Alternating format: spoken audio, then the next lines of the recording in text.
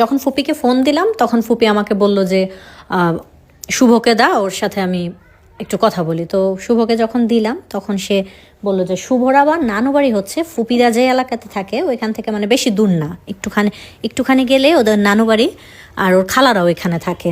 তো শুভকে ফুপি বললো যে তুমি নিয়ে তোমার খালাদের বাসায় ওকে নাহলে দিয়ে আসো, রাতটা ওইখানে থাক, কালকে তো আমরা এসে পড়তেছি। তো আমার কাছে ঘরের চাবিও ছিল না যে আমি ওইখানে থাকবো রাত্রে। তারপরে সে আমাকে বলল যে না হলে ফুপি আবার বলল যে যদি তোমার নানু বাড়ি নিয়ে যেতে সমস্যা হয় তাহলে পাশের ফ্ল্যাটের ভাবির বাসায় রেখে যাও, ভাবি সমস্যা নেই, ভাবি দেখে রাখবে।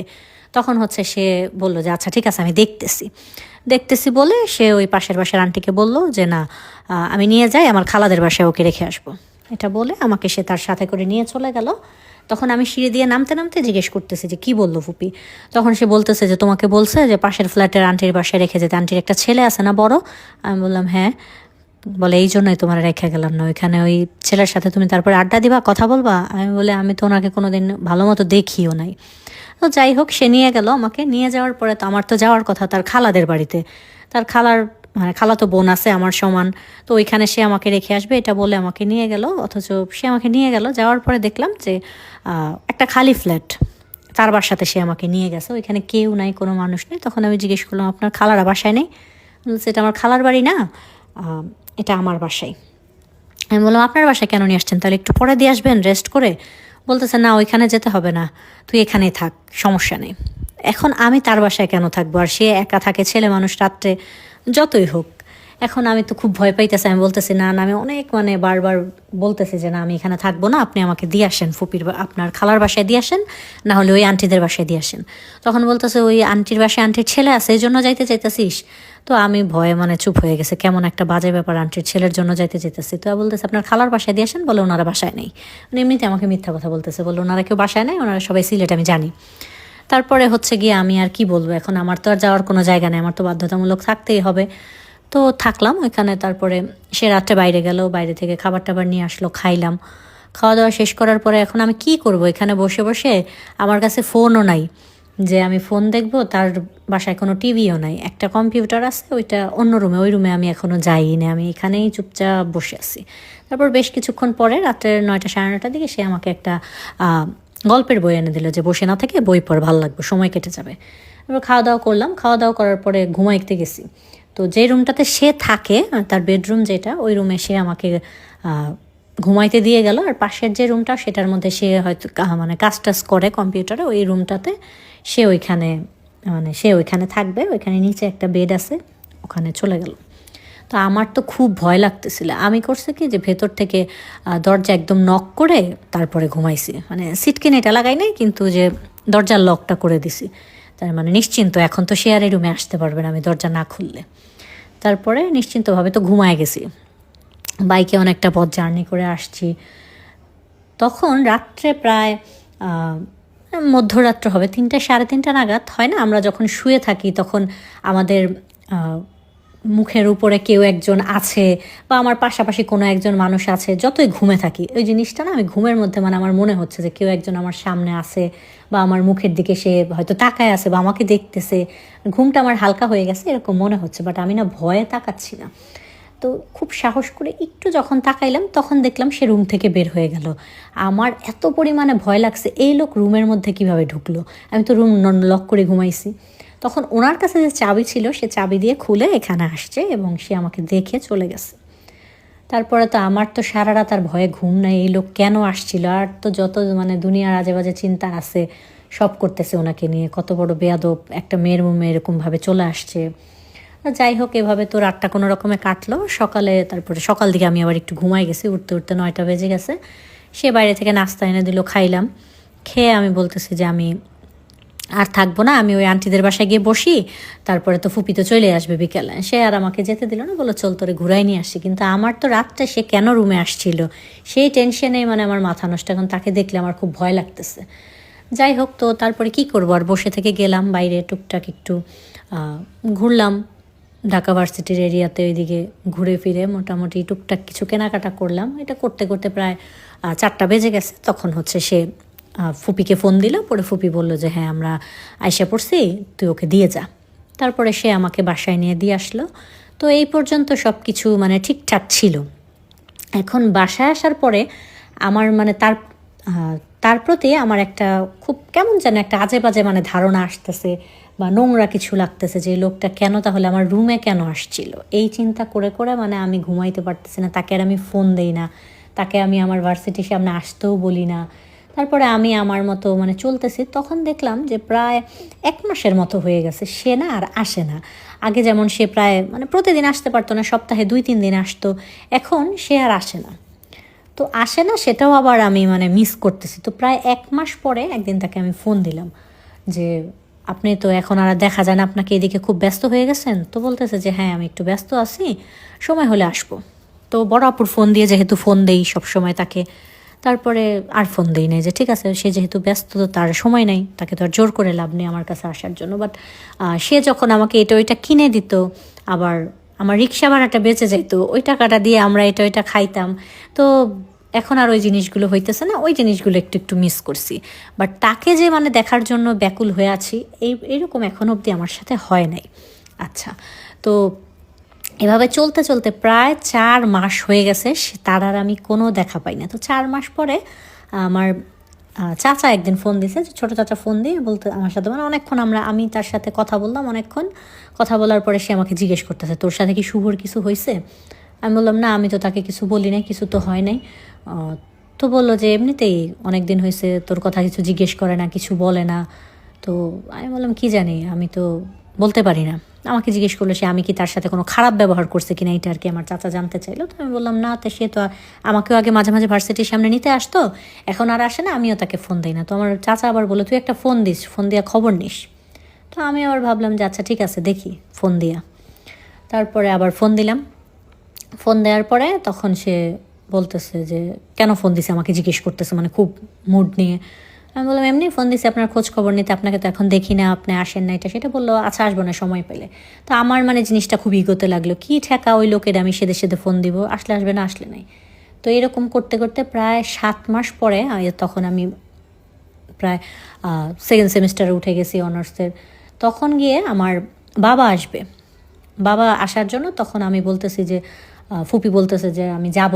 এখন সে যদি তার সাথে আগে আমি কথা বলতাম তাহলে তো তাকে আমি বলতে পারতাম দিয়ে আসতে। ওই জিনিসটা একটু মিস করতেছে। এই সময় মনে হলো যে দেখছো এই লোকটা কেমন কেমন হয়ে গেছে, হয়তো তার নতুন কোনো গার্লফ্রেন্ড হয়েছে বা সে কারোর সাথে মিশতেছে যেখানে সে এখন আর আমার সাথে আসে না বা আমার খোঁজ খবর নেয় না, এরকম চিন্তা করে তখন ভাবলাম যে ফুপিকে বললাম যে বাবা যেহেতু আসতেছে, তো ফুপি বললো আচ্ছা তোর আগে যাওয়ার দরকার নাই, ভাইয়া আসুক বাড়িতে, সমস্যা নেই, ভাই তো থাকবে, তাহলে আমরাও সামনের সপ্তাহে যাব, তখন তুই আমাদের সাথে যাইস। তা আমার তো আর কিছু করার নাই। তখন হচ্ছে কি বাবা আসছে বাড়িতে 1 সপ্তাহ, অথচ আমি বাবার সাথে দেখা করতে যেতে পারিনি।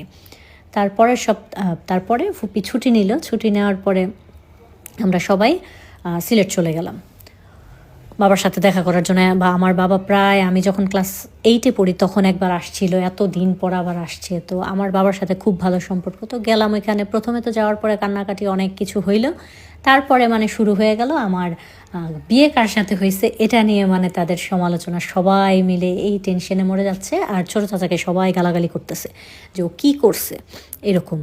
বা মানে আমাকে বারবার একই প্রশ্ন জেরা করতেছে যে তুমি জানো না কিভাবে তোমার বিয়ে হয়ে গেল, তুমি জানবা না, তোমাকে কি কাজী অফিস নেয় নাই, মানে এই ধরনের নানান কথাবার্তা আমার সাথে চলতেছে। তো আমার না খুব বিরক্ত লেগে গেছে তখন বাবা তখন আবার আমার জন্য একটা ফোন নিয়ে আসছে। তখন তো ওই ফোন পেয়ে তো আমি খুব খুশি হয়ে গেছি। এখন ফোনের মধ্যে আমার তো সিম নাই, যেহেতু আগে আমার কোনো ফোন ছিল না। তো আমি খুঁজতেছি, সবাইকে জিজ্ঞেস করতেছি তোমার কাছে এক্সট্রা সিম আছে, আমাকে একটা সিম দিবা। তখন গিয়ে আমার ছোটো ফুপি বলতেছে আমার কাছে 3-4টা সিম আছে, দাগা তোরে আমি একটা সিম দিই। তখন আমাকে সিম কার্ডটা দিল ফুপি। তো লাগায় এখন আমার না তার নাম্বারটাই শুধু মুখস্থ, দুনিয়াতে কারো ফোন নাম্বার আমার মুখস্থ নাই। তো আমি করলাম কি তার নাম্বারটা ডায়াল করে তাকে ফোন দিছি শুধু শুধু রাত্রের বেলা। তখন প্রায় 12টা বেজে গেছে, মানে সিমটা লাগাইছি, রিচার্জ করাইছি আবার ফুপির বিকাশ থেকে। তারপরে গিয়ে তাকে একটা ফোন দিছি। ফোন দেওয়ার পরে সে বলতেছে যে কিসে, প্রথমে তো সালাম দিছে, জিজ্ঞেস করছে। তখন আমার গলা শুনে বলতেছে কিসে এত রাত্রে কেন ফোন দিছিস, আপনি আমাকে চিনছেন? বলতেছে হ্যাঁ তোর ভয়েস শুনলে তো আমি তোকে চিনি। তো বললো, জিজ্ঞেস করলো কেন ফোন দিচ্ছে। আমি নতুন ফোন দিছে তো বাবা আমাকে, এটা আমার নাম্বার, তাই ভাবলাম আপনাকে দেই নাম্বারটা, আমি আপনার সাথে একটু কথা বলি। তারপর জিজ্ঞেস করলো তুই যে সিলেট আইসা পড়লে আমাকে তো বললি না, আমি বলি আপনি তো আমার সাথে কথা বলেন না, গত 6 মাস হয়ে গেছে আমি হচ্ছে গিয়ে, আপনি আসেন না, আমার সাথে কথা বলেন না, ফোন দিলে কেমন ব্যবহার করেন, এই জন্য আপনাকে আর কি বলবো, ফুপির সাথে চলে আসছি। তখন বলতেছে 6 মাস ধরে তোকে এত সামনে থেকে দেখার পরে আমার খুব কষ্ট হয়, এখন তোর সামনে গেলে আমার নিজেকে কন্ট্রোল করতে খুব কষ্ট হয়, আমি এই জন্য তোর সাথে কথা বলি না। তো কী বলে আগা মাথা, আমি তো কিছুই বুঝি না, তার আবার কন্ট্রোল করার কি আছে, আর আমাকে এত সামনে থেকে কখন দেখলো, আমার মাথায় তো এত কিছু নাই যত কিছু তার মাথায় চলতেছে। যাই হোক, তো বলতেছে যে তোকে অনেক দিন হয়েছে দেখি না, প্রায় 5-6 মাস হয়ে গেছে। তো আমি বললাম যে আপনি তো আসেন না, আসলে তো দেখতে পারতেন। তখন প্রায় 12টার উপরে বাজে। তো আমি হচ্ছে ছোট চাচার রুমে 3 তলায় ঘুমাইছি, আমি আর আমার ওই যে ফুপাতো বোন যে স্কুলে পড়তো ও। তো আমরা দুইজন হচ্ছে ঘুমাইছি, তো ও ঘুমায় নাই, মানে সজাগে আমরা তাকে ফোন দিছি শোনার জন্য কি বলতেছে। তো ও মানে কনফার্ম এই লোক আমাকে পছন্দ করে, আর আমি হচ্ছে গিয়ে মানে বলতেছি যে না, সে আমাকে কিভাবে পছন্দ করবে, সে তো আমার চাচার বন্ধু, মানে আমার চাচা হয়। এই হলো গিয়ে কথা। তখন সে বলতেছে যে তুই ছাদে আয়, ভয় পাবি রাত্রে। আমি ভয়টাই পাই না। বলতেছে ছাদে? আমি কি, কেন আপনি আমাদের বাসায় ছাদে আছেন? বলে যে না, তুই ছাদে যা। তখন আমি আর কিছু জিজ্ঞেস টিজ্ঞেস না করে আমার যে ছোটো বোনকে বললাম আমার সাথে একটু চল না, একা একা যেতে ভয় লাগে, আমাকে শুভ কাকা একটু ছাদে যেতে বলছে। ছাদে গিয়ে কী করবি? তো গেলাম। ছাদে যাওয়ার পরে আমাদের ছাদে আবার পুরোটা ছাদ ভর্তি লাইট লাগানো, মানে রাত্রে ভয় লাগার ওরকম কোনো কারণ নেই। তো নিচে সিঁড়ি দিয়ে ওঠার সময় সুইচগুলো, তো আগে সব লাইটের সুইচ দিছে যাতে কোনো ভয় টয় না করে, সব লাইটগুলো জ্বালায়া তারপরে গেছি। গিয়ে বললাম যে কেন আসতে বলছেন, ছাদে তো কেউ নাই, আপনিও তো নাই। তখন ওনাদের বাড়িটা হচ্ছে আমাদের ছাদ থেকে, মানে পাশের বাড়ি তো দেখা যায়।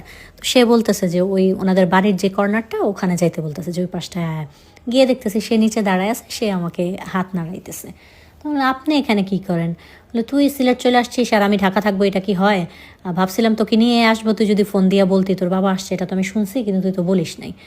তো ওইখান থেকে সে অনেকক্ষণ দাঁড়াইছিলাম ওখানে, সে আমাকে দেখলো, আমি দেখলাম, ফোনে কথা বললাম প্রায় 4-5 মিনিট। তো এখন তো ফোন আমার নিজের, এখন তো আমি নিশ্চিন্তভাবে মানে প্রতিদিন তার সাথে কথা হচ্ছে। তো ওই দিন দেখলাম রাত্রে, পরদিন সে বাবার সাথে দেখা করতে আসছে।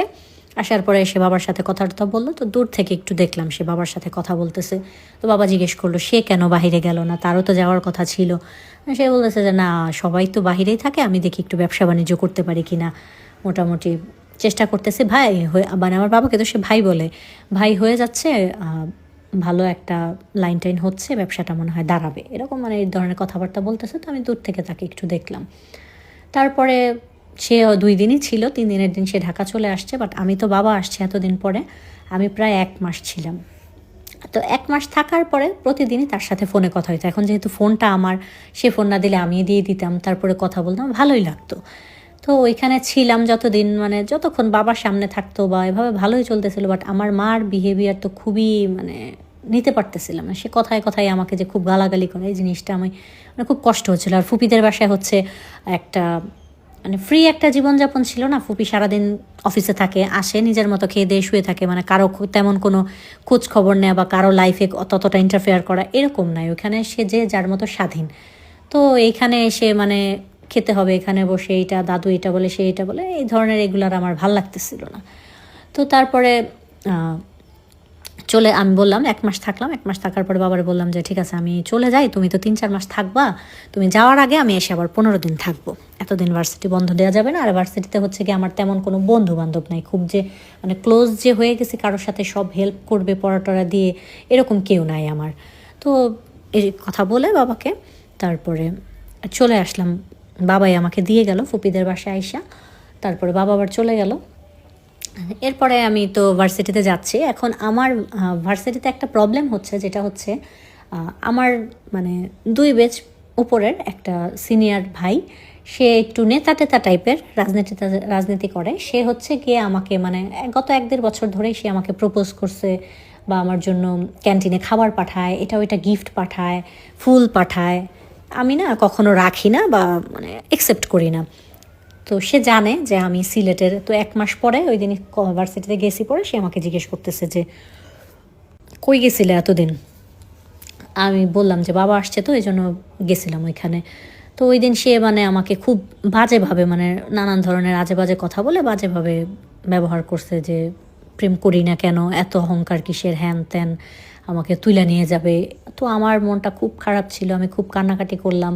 তো সবাই বলতেছে কি যে সে দেখতেও তো ভালো, বড় লোকের ছেলে, ভার্সিটিতেও মোটামুটি নামডাক আছে, রাজনীতি করে, সমস্যা কী, তুই ওনার সাথে রিলেশন করা। আমাদের সাথে যতটুকু 2-3 জন মেয়ে আছে তারা আমাকে এটাই বলে। কিন্তু আমার তো কেন জানি মানে কোনো ছেলের সাথে এই প্রেম ট্রেম করতে আমার ভাল লাগে না। এখন আমার তো মন ওইখানে পড়ে আছে শুভর কাছে, এখন তো আমার চোখে কাউকে ভালো লাগবে না। বাট আমি যে তাকে পছন্দ করি বা ভালোবাসি সেটা তো আমি মানতে পারতেছি না, কারণ হচ্ছে গিয়ে সে আমার চাচা হয়, এই চিন্তা করে। যাই হোক, তো ওই দিন এসে তারপর আমি 2-3 দিন আর ভার্সিটিতে যাই না। তো একদিন সে মাঝখানে আমি যাই নাই, ওইখানে সে গেছে, যাওয়ার পর দেখতেছে আমি আসি নাই। তো এরকম সে এখন মাঝে মাঝে যায়, মানে সপ্তাহে 1 দিন যায় বা 15 দিন পর 1 দিন যায়, এরকম আসে। তো এরকম চললো প্রায় 1.5-2 মাসের মতো। তখন একদিন হয়েছে কি যে ওই যে ছেলেটা যে ভার্সিটিতে যার সাথে আমার সাথে প্রেম করতে চায়, যে ছেলেটা আর কি, ও আমাকে মানে একদম মানে জোরাজোরি করতেছে, হাতে ধরে। ছুটি হয়ে গেছে, বের হয়েছি। তো ওই দিন আবার আমি বাসা থেকে যাওয়ার সময় তাকে ফোন দিয়ে গেছি যে আজকে আমি বের হয়ে যাব, একটা ক্লাস করে আপনি আইসেন। তো সে হচ্ছে গিয়ে, আমি বের হয়ে গেছি, ওই ছেলেটা এসে মানে আমাকে হাতে ধরে একদম টানাটানি করতেছে রিকশায় ওঠার জন্য, সে আমাকে নিয়ে ঘুরতে যাবে। এখন যাকে আমি তো পছন্দ করা তো দূরে থাক, যার সাথে আমার কোনো রিলেশন নাই, তার সাথে আমি কোথায় ঘুরতে যাবো, তাকে তো আমি ভালোভাবে চিনিও না। তো আমি মানে খুব জোরাজোরি করতেছিলাম রাস্তার মধ্যে। তো রাস্তায় 2-3টা ছেলে ছিল, এর মাঝে আবার আমাদের একজন টিচার বাইরে আসছে, তো টিচার আবার দেখে ধমক দিছে, তো সে চলে গেছে। আর আমার এরকম অবস্থা হয়েছে, ও যে আমার হাতে ধরে টানাটানি করছে, ভয়ে আমার হাত পা কাঁপতেছে। আর আমি বসে বসে চায়ের দোকানের সামনে যে টুলগুলো থাকে ওইটার মধ্যে বসে বসে আমি ইচ্ছা মতো কান্না করতেছি। আমি যে কাউকে ফোন দিব বা আমি রিক্সা করে বাসায় চলে যাব, আমার এতটুকু শক্তিও নাই। মানে আমি শুধু ভাবতেছি এই ছেলেটা যদি আজকে আমাকে উঠাই নিয়ে যেত, আমার সাথে খারাপ কিছু করতো, এই চিন্তা করতে করতে আমি প্রচুর কান্না করতেছি। এর মাঝে ও আসছে, শুভ আসছে। আসার পরে সে তো আমাকে ঘিরে মানে 3-4 জন লোক আবার দাঁড়ায় আছে। আমার একটা বান্ধবী ছিল, ও বের হয়ে গেছে আমার সাথে, মোটামুটি ভালো সম্পর্ক, তত ক্লোজ বান্ধবী না। ও আবার আমাকে পানি দিতেছে, বারবার বলতেছে থাক কাঁদিস না, যা হওয়ার হয়ে গেছে, ওরা চলে গেছে। সামনে বললো যে টিচারদের কাছে বিচার দিতে, এরকম করতেছে, মানে অনেক কিছু আমাকে বুঝাইতেছে। বাট আমার তো কান্না করতে করতে আমি মানে মরার অবস্থা। তখন সে মানে দূর থেকে দেখছে সে আমাকে, আমি যে ওখানে বসা, সে ভাবছে হয়তো আমি ব্যথা ট্যাথা পাইছি বা কোনো কিছু। তো যখন হচ্ছে গিয়ে সে সামনে আসছে, আমি আর 7-5 কিছু ভাবি নাই, তাকে দেখে আমি তাকে জড়ায়া ধইরা এত পরিমাণে জাস্ট চিৎকার করে কান্না করতেছিলাম যে আমি আপনাকে বলছি না আপনাকে আসতে, আমি বের হয়ে যাব, আপনি কেন আসেন, আপনি আসলে তো আমার হাতে ধরে টানাটানি করতে পারতো না। মানে আমার হাতে যে এত পরিমাণে শক্ত করে ধরছে, আমার হাত লাল হয়ে গেছে, আঙুলের ছাপ পড়ে গেছে। তো আমি হচ্ছে গিয়ে তাকে দেখাইতেছি, দেখছেন ও আমাকে হাতে ধরে টানাটানি করতেছিল, রিক্সায় করে কোথাও নিয়ে যাবে বলতেছিল। তখন সে তো একদম অস্থির হয়ে গেছে, সে আমাকে ধাক্কা দিয়ে সরায় টুলের মধ্যে বসাইছে, বসায় পাগলের মতো খুঁজতেছে যে কে। বাট সে তো তখন আর খুঁজে পায় না, যেহেতু ওরা এর আগেই চলে গেছে। তো আমাকে তারপরে ঠান্ডা ঠান্ডা করলো, কান্না টান্না থামাইলো, আমাকে অনেক ধমকাইলো যে এত মানে ঢাকার শহর থাকতে হলে এত ঢং করলে চলবে না, নিজেকে স্ট্রং হইতে হবে। কেউ হাতে ধরলো আর একদম কান্না করে দিলাম। তা আমাকে অনেক কিছু বুঝাইলো, মানে ধমকাইতেছে শুধু। আমাকে তো একটা সান্ত্বনা দিবে যে আমি এমনিতেই তো ভয় পেয়ে গেছি, আমার হাত পা জাস্ট কাঁপতেছিল, আমি যে বাইকে উঠে বসবো তাকে ধরে সেটাও পারতেছিলাম না। তো বেশ কিছুক্ষণ ওখানে আমরা ছিলাম, তারপর আমি একটু রিল্যাক্স হইলাম। এরপরে সে আমাকে বাসায় দিয়ে আসলো। বাসায় দিয়ে আসার পরে আমি আবার ফুপিকে বললাম, আসার পরে রাত্রে যখন ফুপি আসছে তখন ফুপিকে বললাম, জানো ফুপি এমন এমন হয়েছে। বড় আপুকে বললাম, তো বড় আপু আবার বললো এরকম অনেক কিছু হয়, এটা নিয়ে এত ভয় পাওয়ার কিছু নাই, যারা হচ্ছে গিয়ে ওকে একটু অ্যাভয়েড করে চল বা বুঝায়া বল, দেখবি ঠিক হয়ে যাবে, যাতে ছেলেটা তোকে আর ডিস্টার্ব করবে না। বা ভার্সিটির যারা থাকে বড় ভাই বা থাকে না যে টিচারদেরকে কাউকে বল, হয়তো ঠিক হয়ে যাবে। বড় আপু আবার আমাকে এগুলো বুঝাইলো। তারপরে তো একটু ঠিকঠাক হইলাম। তো রাত্রে সে আবার ফোন দিয়ে অনেক অনেক জ্ঞান দিল, সে আবার এগুলো আমার চাচাকে বলে দিছে, আমার চাচা ফোন দিয়ে অনেক অনেক জ্ঞান দিল। মানে আমি এদিকে ভয়ে মরে যাচ্ছি আর চতুর্দিক থেকে সবাই আমাকে জ্ঞান দিয়ে বেড়াইতেছে। তো চাচা আবার অনেক কিছু বলল। তো এভাবে চলে গেল। এখন হচ্ছে গিয়ে সে এখন মানে প্রতিদিন আবার মানে রেগুলার সব কাজ বাদ দিয়ে প্রতিদিন আমাকে আনতে যায় এবং আমার ছুটির 10 মিনিট আগে গিয়ে দাঁড়ায় থাকে।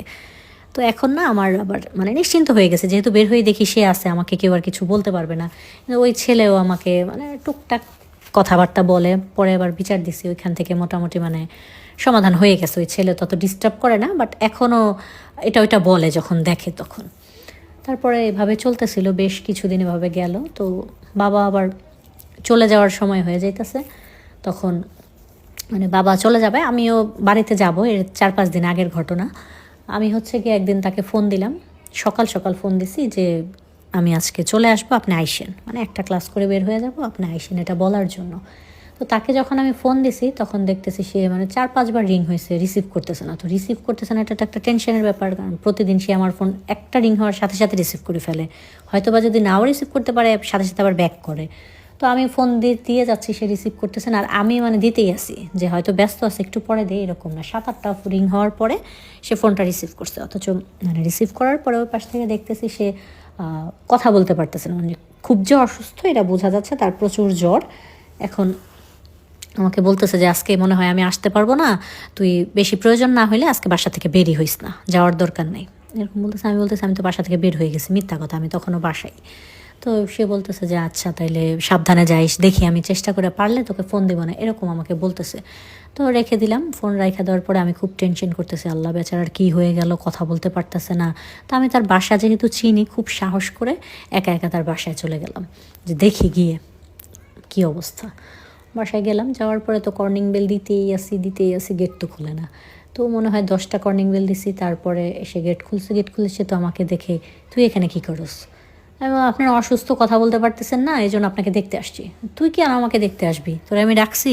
তা আমি আবার তার জন্য নাস্তা কিনে নিয়ে গেছি, যে 10টা বেজে গেছে, বেচারা এত অসুস্থ, কিছু খাইছে না খাইছে। তাই বললাম আপনার জন্য নাস্তা নিয়ে আসছি, আপনার অসুস্থ মানুষ বাসা থেকে বের হইতে পারবেন না। তারপর গেলাম, যাওয়ার পরে দেখতেছি যে প্রচুর জ্বর, একদম কম্বল টম্বল নিয়ে শুয়ে আছে সে। তো নাস্তা দিলাম, নাস্তা খাইলো, খাওয়ার পরে এখন আমার বলতেছে তুই এখন যা। ওষুধ খাইছে, ওষুধ খাওয়ার পরে বলতেছে তুই যা, আমি ঘুমাবো। আপনি ঘুমান, সমস্যা কি, আমি দেখি আপনার কোনো সেবা যত্ন লাগে কিনা, মাথায় পানি টানি দিয়ে দেন, আপনাকে রান্না টান্না করে দিই। বলছে কিছু করতে হবে না, তুই বের হ, তুই তাড়াতাড়ি বাসায় যা। সে আমাকে মানে এরকম মানে 20 বার বলছে তুই বের হ এখান থেকে, তুই এখানে কেন আসছিস। তারপরে আমি তো তেরামি করে বসে আছি, আরে না আমি আসছি, আমি বিকেলে যাব, এখন আমার বাসায় কোনো কাজ নাই, আর ভার্সিটিতে তো যাইই নাই, তো আপনার এখানে রান্না টান্না করে দিয়ে যাই। এরকম বলতে বলতে তারপরে যে কাজের, যে ওনার বাসায় রান্না করে বা কাজ টাজ করে দেয়, ওই আন্টি আসছে। আন্টি আসার পরে আমি গেট খুলে দিছি, আন্টি আমাকে জিজ্ঞেস করতেছে যে তুমি কি হও ওর, এর আগে তো কখনো দেখি নাই তোমাকে। আমি বললাম আমি ওনার ভাতিজি। সো কেন আসছো? আমি বললাম কি যে এমনি একটা কাজে আসছিলাম, আইসা দেখি উনি অসুস্থ, তাই একটু বসলাম, চলে যাবো একটু পরে। তো আন্টির সাথে আন্টি আবার সব কিছু করে টোরে জিজ্ঞেস করতেছে যে রান্না করে দিয়ে যাব। আমি বললাম যে রান্না করতে হবে না, আমি রান্না করবো না, আপনি যান। তখন আন্টি আবার কাজ টাজ করে গুছায় টুছায় চলে গেল। এখন যাওয়ার পরে সে মানে তার জ্বর, প্রচুর জ্বর মানে কমতেছে না। তো আমার তো খুব একটু মায়াও লাগতেছিল, হাড়ে বেচারার এত জ্বর আসছে। তা আমি তাকে বললাম যে আসেন, ওয়াশরুমে আসেন, মাথায় পানি দিয়ে দিই। কারণ তার বাসায় ওই রকম কোনো কিছু নাই যে ঘরে তাকে আমি মাথায় পানি দিব, বালতি টালতি আইনা। তো সে বলে না মাথায় পানি দিতে হবে না, মাথায় পানি দিছে অনেকবার। তো এখন কি করে, জ্বর আসলে তো এর বেশি আর কি সেবা করে এটা তো আমি জানি না। তখন আমি ভাবলাম ও জ্বর আসলে তো মাকে দেখছে যে আমাদের মাথায় জলপট্টি দিয়ে দেয়, তাহলে মাথায় জলপট্টি দিয়ে দিই। এখন তো তার জলপট্টি দিব কি দিয়ে, ওনার বাসায় কোনো কাপড় খুঁজে পাইতেছি না।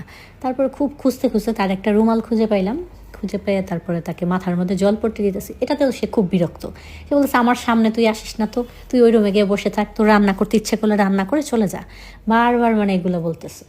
আমি বললাম আর আপনি ঘুমান তো, চুপ করেন। তো আমি মাথায় জলপট্টি দিতেছি, তো সে হয়তো একটু ঘুম চোখ হয়ে গেছে। এর মাঝে সে মানে বলতেছে যে অনেকটা গালি দিয়ে বলছে যে মরার একটা বিয়ে করছি, এখন হচ্ছে গিয়ে বউ সামনে থাকলেও বউ যে বলতে পারবো না। কি এক যন্ত্রণা, আমার চাচাকে গালি দিতেছে, কবে আসবে আর আমার এই সমাধান কবে হবে। তো কথাটা সে খুব আস্তে আস্তে বলছে, কিন্তু কথাটা না মনে হলো কি আমার কানে আসছে, আমি এরকম কিছু একটা শুনলাম যে সে বিয়ে করছে, বউ সামনে আছে, বাট সে মানে অধিকার খাটাইতে পারতেছে না, বা তার বউ এটা সে বলতে পারতেছে না, এরকম কিছু কথা। তো আমি বসে বসে ওই পাশাই মানে আমি টেনশনে পড়ে গেলাম যে সে কেন চাচাকে ফোন দিবে, চাচা আসলে তার কি হবে। তো আমি রান্না করে দিয়ে আসলাম ওনাকে, খিচুড়ি আর মাংস রান্না করে দিয়ে আসলাম, ওষুধ খাওয়ায়া দুপুরে খাওয়াই দেওয়া, 4টার সময় বাসা থেকে আসলাম। আসার পরে সারা রাস্তা তো আমি টেনশন করতেছি, এই লোক এই কথা কেন বললো, তারপরে সে আমার এত কেয়ার কেন করতেছে। ঠিক আছে সে আমাদের তো এরকম রক্তের কোনো আত্মীয় না, সে আমার চাচার ফ্রেন্ড, সেই সুবাদে কি সে পারে প্রতিদিন আমাকে নিতে আসতে, তার সব কাজ ফেলে, তার আমার জন্য কেয়ারিং, বা আমি তার সাথে ফোনে কথা বলি, সে কেন আমাকে এতটা সময় দিয়ে কথা বলে, এগুলো মানে আমার মাথার মধ্যে জাস্ট ঘুরতেছে। তো বাসায় গিয়েই মানে ফ্রেশ ট্রেশ হয়ে খাওয়া দাওয়া করে আমি রাত্রে 8টার দিকে চাচাকে ফোন দিছি যে একটু বাড়ি দিয়ে দেখি আমার চাচা কি বলে।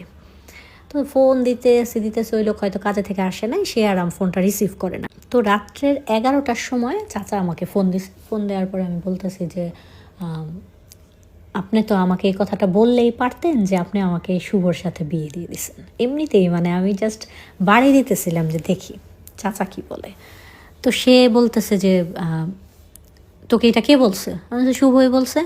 শুভ তোর এই কথা বলছে, তুই এটা বলতেছিস? আমি কিন্তু না বলার কি আছে, আজব, আমি কিন্তু বানায় বলতেছি। তখন চাচা না বিশ্বাস করে ফেলছে যে সে আমাকে বলছে। তো চাচা আবার তারে গালি দিতেছে যে ওরে আমি বলছি যে তুই আমার ভাতিজির ধারে কাছে আসবি না, ওরে কিছু বলবি না, আমি আগে আসবো, তারপরে আমি এই জিনিসটার সমাধান করবো, কেয়ামত হয়ে যাবে বাড়িতে যদি এই কথা শোনে। তো আমি না তারপরে চাচাকে বললাম যে আচ্ছা চাচা আপনি বিয়েটা আমাকে দিলেন কখন?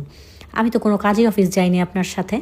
তখন চাচা বললো যে আমি আসার 2-3 দিন আগে তোকে রুমে গেছিলি, আমি তোকে একটা সই করতে বলছিলাম, ওই যে মেলায় যাওয়ার কথা বলছিলাম ওই সময়টাতে। তখন গিয়ে আমি মানে দুয়ে 4 মিলে বললাম যে চাচা আমি তো আন্দাজে আপনাকে বলছি যে আপনি আমাকে শুভর সাথে বিয়ে দিয়েছেন, শুভ কিন্তু আমাকে বলে নাই। তো তখন চাচা তো আমাকে গালি দিতেছে যে তুই কী করছিস, তুই আমারে কেন জিজ্ঞেস করছিস, তুই আমারে কথার পেঁচে ফালাস, এত বড় হয়ে গেছিস, সেটা বলতেছে। তখন আমাকে জিজ্ঞেস করলো যে তুই কীভাবে বুঝলি? আমি বললাম যে সে না একদিন আমাকে বলছে আমি নাকি তার পার্সোনাল প্রপার্টি। এটা আমার খুব মানে মাথায় ছিল এই কথাটা, সে আমাকে এটা কেন বললো। তারপরে সে আমাকে বলছে বাইকে সে বসছে, আমি বলছে আপনার বউয়ের সাথে বসবেন, সে বলছে বউয়ের সাথেই তো বসে আছি। আর আজকে সে খুব অসুস্থ, আমি তার বাড়িতে গেছি, তখন সে বলতেছে যে একটা বিয়ে করছি, বউ সামনে থাকলেও বউরে বউ বলতে পারি না। তো আমি না সব কিছু মিলে আন্দাজে, যেহেতু আপনি জানেন আমার বিয়েটা সম্বন্ধে, তো আমি ভাবলাম যে আপনাকে আমি একটা বাড়ি দিয়ে দেখি। তো চাচা আমাকে খুব মানে একদম কসম টসম দিয়ে বলল যে খবরদার, জানছিস ঠিক আছে তোর বিয়ে হয়েছে তুই জানতে পারিস কোনো সমস্যা নাই, বাট তুই কিন্তু এই কথা আমি আসার আগে বাড়িতে বের করিস না, আর তোর বাবা দেশে থাকাকালীন তো এই কথা মুখ দিয়ে বেরও করিস না, তোর বাবা যদি জানতে পারে মাইরা ফেলবে মোট কথা সবাইরে। তো এরকম মানে বলতেছে। তো এখানে আবার একটা কাহিনী আছে, মানে বিরাট এক রহস্য, যার কারণে তাদের ফ্যামিলির সাথে আমাদের ফ্যামিলির এমনি মুখে মুখে কথার খাতির আছে, বাট ভিতরে ভিতরে দুই ফ্যামিলির সাথে একটা দ্বন্দ্ব আছে। তো সেটা মানে সে আমাকে প্রচুর বুঝাই দিল ছোটো চাচা যে কেউ যাতে না জানে, আর তুই শুভরেও জানাইস না যে তুই যাই না গেছিস, ও যদি একবার টের পায় যে তুই যাই না গেছিস ও সবাইরে জানাই দিবে। তো তুই এমনভাবে থাক যাতে তুইও কিছু জানিস না, আমি অনেক চেষ্টা করতেছি, আমার কাগজটা হইলেই আমি দেশে চলে আসবো, আর আমি আসলে তোদের দুজনের মিল হইব না, হইলে কোনো দিনও তোরা দুজন এক হইতে পারবি না। তো আমাকে আবার চাচা মানে এই নেয় বিনায় জিজ্ঞেস করতেছে তো তোর কেমন লাগে শুভকে। তো আমি চাচার সাথে সবই বলে দিছি, আমি তো অনেকটা বড় হয়ে গেছে যেহেতু, এখন তো আর আগের মতো ভয় পাই না। তো আমি বললাম যে ওনাকে তো আমার সবসময় খুব ভাল লাগে, তবে এখন থেকে একটু বেশি ভাল লাগবে যেহেতু বিয়ে হয়ে গেছে আমার বর। আমি বললাম চাচাকে বলতেছি সে না আমার চাচা হয়, তো সে আমার বর কিভাবে হইলো? তো চাচা বলতেছে যে আমাদের কোনো রক্তের সম্পর্ক নাই, এটা কোনো ব্যাপার না। তো ওইখান থেকে তো আমার তো মনে একদম লাড্ডু ফুটতেছে, আরে আমার ক্রাশ, তার সাথে আমার বিয়ে হয়ে গেছে, সে এখন আমার বর। এই তো চিন্তা করতে করতে মানে একদম স্বপ্নের রাজ্যে ভাসতেছি, সারা রাত আর ঘুম হয় নাই। তো বেচারা তো অসুস্থ, তাকে একটা ফোন দিছি, তো সে বলতেছে তার জ্বর কমে নাই। তো তাকে আমি 12টার দিকে একবার ফোন দিছি, তখন সে বলতেছে যে মানে কথা বলতে পারতেছে না, শরীর খারাপ, জ্বর কমে নাই। তো আমি ভাবলাম যে থাক বেচারাকে আর ডিস্টার্ব করে লাভ নাই, সে ঘুমাক। আমি বললাম আচ্ছা আপনি ঘুমান, বলে আমি তো বসে আছি। তো এখন আমার তো মানে পেটের মধ্যে গুড়গুড় করতেছে যে এই কথাটা যদি কাউরে বলতে পারি তাইলে না শান্তি লাগবো। এখন হচ্ছে গিয়ে আমি আমার যে ফুপাতো বোনের সাথে থাকি ওকে বলতেছি, জানিস আমার মনে হয় কি সে আমাকে পছন্দ করে। তো ও বলতেছে আপনি তো অনেক আগে থেকেই জানি যে সে তোমাকে পছন্দ করে, আমি তো তোমাকে অনেক আগে থেকে বলছি, তুমি তো মানতে চাও নাই। তো ও বলতেছে যে আপু এত সুন্দর দেখতে, ওনার সাথে তুমি প্রেম করো, সমস্যা নাই, বিয়ে হইলে হোক না হইলে না হোক তুমি প্রেম তো করতেই পারো, বলতে তো পারবো আমার এত সুন্দর একটা বয়ফ্রেন্ড আছে। আমি বললাম যে হ্যাঁ এখন থেকে প্রেমটা একদম চুটায়া করতে হবে, দেখি। তারপরে বলে তো মানে ঘুমানোর চেষ্টা করতেছে, বাট ঘুম কি আর আসে। 3টার দিকে সে আমাকে ফোন করছে। তো 3টা বাজে রাত্রে সে ফোন করছে, আমি ভয় পেয়ে গেছি যেহেতু অসুস্থ ছিল। তো ফোন রিসিভ করছে, কানে দিছি, তখন মানে আমার কণ্ঠ তো ফ্রেশ, কারণ আমি তো ঘুমাই নাই, আমি ফোন টিপতেছিলাম, শুয়ে শুয়ে নানান চিন্তা ভাবনা করতেছিলাম। তখন বলতেছে যে কিরে তুই ঘুমাস নাই? আমি বললাম না, আজকে এমন একটা নিউজ পাইছি যেটা শোনার পরে আমার আর ঘুম আসতেছে না। আমি বলতেছে কী নিউজ পাইছি সেরকম? আপনাকে বলা যাবে না, এমনি আমার এক ফ্রেন্ড বলছে। তো আবল তাবল ঘুরায় পেঁচায় কথা রাখছি। সে তো মানে তার তো কল্পনাতেও নাই যে এই জিনিস আমি জেনে গেছি এই কথা। তো অনেকক্ষণ কথা হইলো। তো আমি বললাম আপনার জ্বর কমছে? বললো হ্যাঁ, জ্বরটা অনেক ছেড়ে দিছে, যেই সেবা যত্ন করছো তোর খিচুড়ি খেয়ে মনে হয় জ্বর চলে গেছে, এরকম অনেক কিছু বললো। তো অনেকক্ষণ কথা টথা হওয়ার পরে কেটে দিল। তো আমি তখন তাকে বললাম আর কি ফোন কাটার আগে যে আপনি কালকে কিন্তু আইসেন। বলতেছে না, আমার কালকে অনেক কাজ আছে, আমি গত 2 দিন যাবৎ বের হইতে পারি নাই, কালকে নাও আসতে পারি। কেমন লাগে মেজাজটা? মাত্র নতুন নতুন জানলাম যে আমার জামাই এখন সে হচ্ছে গিয়ে আসতে পারবে না, আবার হয়ে গেল ব্যস্ত। আচ্ছা ঠিক আছে, আইসেন না। তো ঘুমায় গেলাম সকালে। তারপর দিন তো ভার্সিটিতে গেলাম, মানে 4 দিন 5 দিন হয়ে গেছে, এখন আর এই লোক আসে না। এই লোকের আমি এখন দেখবো একটু নতুন করে। এতদিন তো চাচার ফ্রেন্ড বা চাচা হিসেবে জানতাম, এখন তো নিজের স্বামীর রূপে দেখবো না, নতুন একটা দেখা হবে না? সে তো আসতেছে না। প্রতিদিনই ফোন দিই, বলে আচ্ছা দেখি দেখি দেখি করতে করতে পুরো 1 সপ্তাহ চলে গেছে। এর মধ্যে আমাদের হচ্ছে গিয়ে বাবা চলে যাবে, তো আমি বাড়িতে যাব। তখন আমি আবার ইচ্ছে করেই তাকে ফোন দিছি যে আপনি কি যাইতে পারবেন একটু বাড়িতে? বাবা তো চলে যাবে আর 10 দিন আছে, আপনি আমাকে একটু দিয়ে আসতেন। তখন বলে যে আমি তো অনেক ব্যস্ত, তো দেখি চেষ্টা করব। বাইকে না গেলেও আমি তোকে বাসে যাব না, আমরা দুজন, আমার শরীরটা অত তো ভালো না। আমি বললাম না না, বাইকেই যাব, যদি বাইকে যাইতে পারেন তা আসেন, নাইলে আমি ফুপিরে বলবো না, এক ব্যবস্থা করে তারপরে যাব না। তারপরে সে বললো আচ্ছা আজকে তো আর হবে না, তাহলে কালকে বিকেলে চলিস। ঠিক আছে। তো পরদিন বিকেলে সে ফোন দিছে। আমিও ফুপিকে বলছি যে ফুপি ওই যে উনি যাইতেছে, আমি যাই, আজকে না গেলে আর যাইতে পারবো না, বাবা তো হচ্ছে গিয়ে চলে যাবে, বাবার সাথে দেখা করে। সবাই জানে যে আমি ওনার সাথে যাব বা সে যাচ্ছে। বাড়িতেও ফোন দিয়ে মাকে বলছে যে শুভ কাকা আসতেছে, ওনার সাথে আসতেছি। এগুলার ঝালগুলো আমার মা একটু পরে উঠাবে, যখন হচ্ছে গিয়ে সবাই এই ব্যাপারটা জানবে।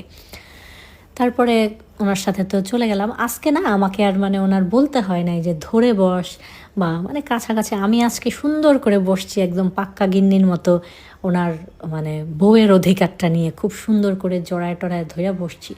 সে একদম মানে গাটা ঝাড়া দিয়ে বলতেছে বাহ, তুই তো আজকে তো তোকে আর বলতে হলো না বসতে, খুব সুন্দর করে তো বসছিস।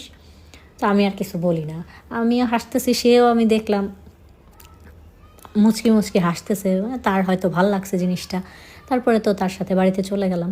যাওয়ার পরে ওইখানে আরও 10 দিন থাকলাম, সে আমাকে রেখা ঢাকা চলে আসছে। তারপরে থাকতে থাকলাম ওইখানে যাওয়ার পরে আমি হচ্ছে গিয়ে একটা নতুন জিনিস জানতে পারলাম, যেই জিনিসটার কারণে আসলে আমাদের বিয়েটা 2 ফ্যামিলিটায় মানবে না। তো যে কোনো কারণে আমার বাবা মানে যে কোনো একটা কথা উঠতেছিল ওর মাঝে। আমি যে শুভর সাথে যে গেছি ওই জিনিসটা আমার বাবার পছন্দ হয় নাই। এখন এর আগে অবধি হচ্ছে কি মা এই বিষয় নিয়ে কোনো মাথা ঘামায় নাই, কারণ পাশাপাশি বাড়ি চলে আসছে, তো সমস্যা নাই। কিন্তু আমার বাবার এই বিষয়টা একদমই ভালো লাগে নাই, যে তার সাথে আমি কেন ঢাকা থেকে আসবো। এর আগে বাবা এটা কোনো দিন জানতো না যে আমি সবসময় গত 2-3 বছর যাবত তার সাথেই যাইতেছি, এটা বাবা জানে না। এরপরে বাবা আমাকে জিজ্ঞেস করলো কেন হচ্ছে গিয়ে ওর সাথে আসলা, তো ওর সাথে আসলে কি হয়েছে? তা আমি না ছোটো ফুপি দাঁড়াইছে, আমি বলি কী হয়েছে বাবা, একবারে কেমন করে? সে তো সবসময় আমাদের বাসায় আসে, ছোটোবেলা থেকে দেখতেছি। বাবা খুব রাগ হয়েছে যে ভবিষ্যৎ আর কোনো দিন যাতে না দেখি ওর সাথে আসতে বা কিছু এভাবে চলাফেরা করা আমার পছন্দ না, ছেলেদের সাথে বাইকের পিছনে উঠে আসবা। তো আমিও ঠিক আছে, যার আসা যাবে না এরকম, বা বাদ দিলাম বিষয়টা। তো আমার ফ্যামিলির সাথে তার ফ্যামিলির আসলে সমস্যাটা কি, যার কারণে আমাদের বিয়েটা কেউ মানবে না, সেই সমস্যাটা যদি জানতে হয় তাহলে তোমাদেরকে 3য় পর্বটা দেখতে হবে, এবং সেটার জন্য সবাইকে অনেক অনেক কমেন্ট করতে হবে। তো কেমন লাগলো গল্পটা সেটা তো অবশ্যই জানাবা। আর যদি গল্পটা ভালো লেগে থাকে তাহলে একটু আমার ইউটিউব চ্যানেলটা একটু সাবস্ক্রাইব করে দিও, কমেন্ট বক্সে লিঙ্কটা দেওয়া থাকবে। সবাই ভালো থেকো, সুস্থ থেকো, আল্লাহ হাফেজ, শুভরাত্রি। গল্পটা কেমন লাগলো সেটা কিন্তু অবশ্যই জানাবা।